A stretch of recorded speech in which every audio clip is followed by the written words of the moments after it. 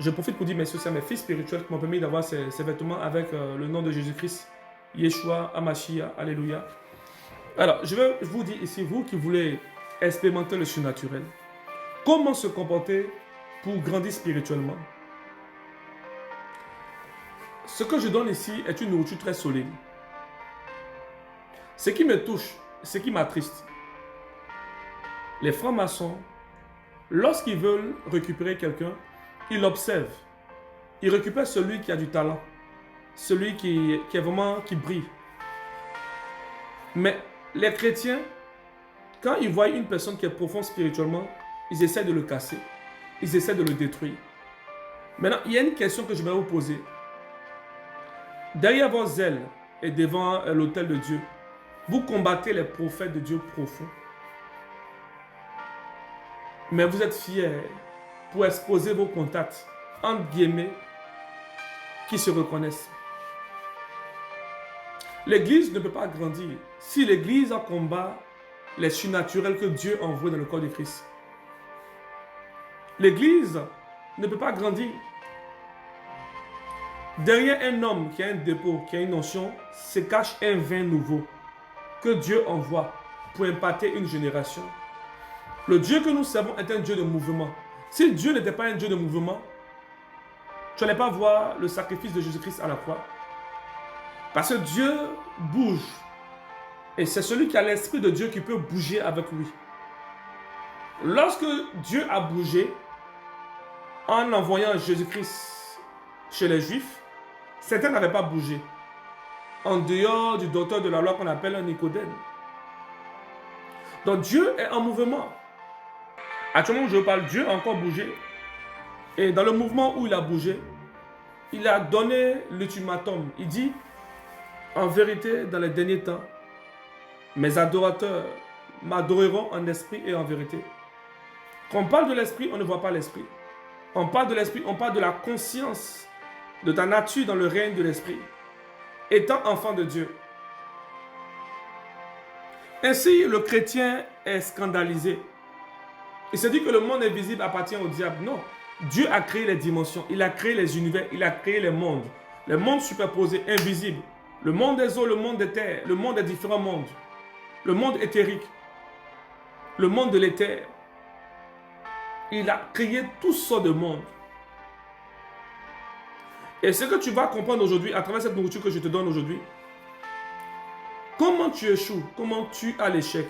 Il y a une plateforme où l'ennemi a accès à cette plateforme, où il récupère une chose qui est sur ta vie. Cette plateforme-là, Dieu l'a établie comme ça. Tu as accès aussi à cette plateforme. Quand tu grandis dans la présence de Dieu, pendant que tu pries, tu peux récupérer une grâce et puis revenir la manifester. Tous les hommes de Dieu qui opèrent dans une dimension ont opéré d'abord dans le monde spirituel. Il y a eu des moments où tu rêvais, où tu te voyais en train d'opérer, de guérir les malades, mais tu n'as jamais guéri les malades. Parce que tu n'as pas pu télécharger cette onction-là. Donc, il y a un domaine spécifique où on peut télécharger des forces. Il y a un domaine spécifique, quand tu es conscient de cette dimension-là, où tu peux revenir avec des forces. Et comment être conscient dans cette dimension? Je vais te donner des clés pour être conscient. Si l'ange Gabriel ou l'ange Michael t'apparaît en rêve, il ne va pas venir comme dans l'Ancien Testament. Les anges de Dieu ont toujours utilisé l'image et les vêtements de chaque époque où ils étaient en mission. Dans chaque époque où un ange opère dans une dimension, il utilise les accessoires de l'époque. Amen. Cela veut dire que si Michael arrive dans ton rêve, il peut venir comme un gendarme ou même un policier, mais c'est l'ange Michael que tu as vu, tu ne sauras même pas. Alors, voici une clé que je vais te donner. Quand tu rencontres une personne dans les royaumes, dans le monde spirituel, pose-lui la question, viens-tu de la part du Seigneur Jésus-Christ de Nazareth? S'il est soumis à Dieu, il te dira, oui, je viens de la part du Seigneur Jésus-Christ de Nazareth. Parce que dans le monde spirituel, tout est soumis au nom de celui qui est grand. Et tu pourras maintenant commencer ta démarche. Salomon est devenu l'homme le plus sage parce qu'il a rencontré Dieu dans le règne de l'esprit et il a demandé la sagesse. La raison pour laquelle tu ne montes pas, c'est parce qu'il y a un lieu où on rencontre Dieu. La prière que nous faisons ici est pour emmagasiner beaucoup d'énergie, de puissance, pour avoir accès au monde invisible. Lorsqu'on dit dans nos prêches, celui qui parle la langue s'édifie lui-même, mais s'édifier c'est quoi? S'édifier c'est te purifier ton lieu céleste, tes corps spirituels, ton lieu secret. Et une fois que tu purifies ce domaine-là et qu'il est chargé, tu peux avoir accès à des portails et revenir avec une puissance après des rencontres.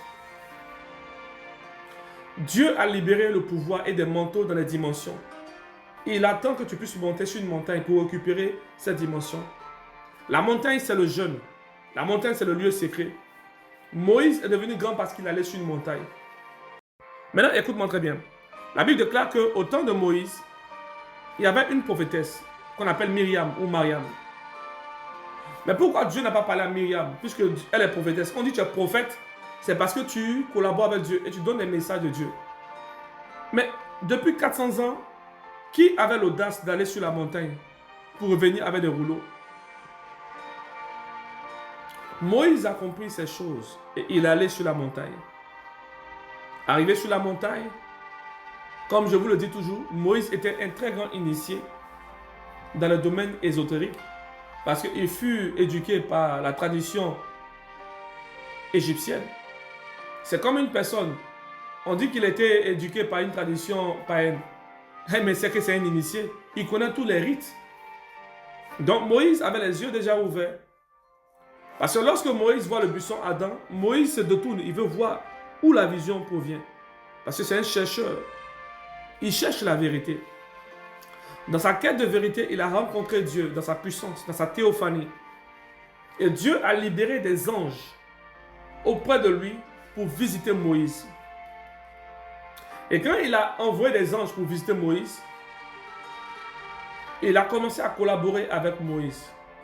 Quand Moïse voulait la puissance, Dieu a délégué un ange que dans d'autres traditions qu'on appelle le petit Yahweh, parce qu'il porte l'un des noms de Dieu. Quand vous allez lire la Bible, vous allez comprendre ces mystères que je développe ici d'une manière courte, que je ferme automatiquement. Le Seigneur Dieu dit, je t'enverrai un ange qui n'aime pas le péché, car il porte mon nom. La question que tu dois te poser, c'est que, est-ce que Gabriel n'a pas aussi le nom de Dieu? Est-ce que Michael n'a pas aussi le nom de Dieu? Parce que Michael veut dire quoi? Qui est comme Dieu, n'est-ce pas? Raphaël veut dire le Dieu qui guérit, n'est-ce pas? Cela veut dire que si Raphaël porte le nom le Dieu qui guérit, cela veut dire que Raphaël a aussi le nom de Dieu en lui. Mais ce n'est pas de ça que Dieu parlait. L'enseignement que je donne ici, là, ceux qui sont profonds savent de quoi je parle. Mais tous n'ont pas le nom secret de Dieu. Dans l'hiérarchie de la présence de Dieu, il y a un être qui a un nom que Dieu n'attribue pas à tout le monde. Il a permis à cet être-là d'avoir son nom. Voilà pourquoi on l'appelle le petit Yahweh. Et ce être-là était celui qui marchait avec Moïse. Et ce être-là, quand il marchait avec Moïse, il opérait dans une dimension, mais à une condition, que Moïse soit dans la sanctification. Plus tu grandis, plus tu atteins une dimension, plus tu as des interdits. Chaque onction peut accorder la grâce comme elle peut aussi détruire.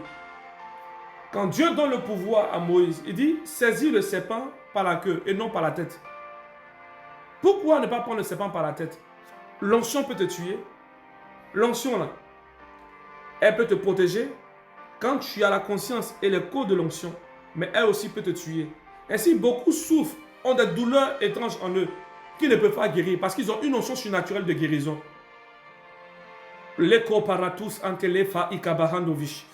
Les refadora adovi et préa. Merci Saint-Esprit. Je vais développer ce thème-là prochainement. Abonne-toi sur ma page. Il y a une onction qui va te visiter. Je prie maintenant. Mon Dieu te visite.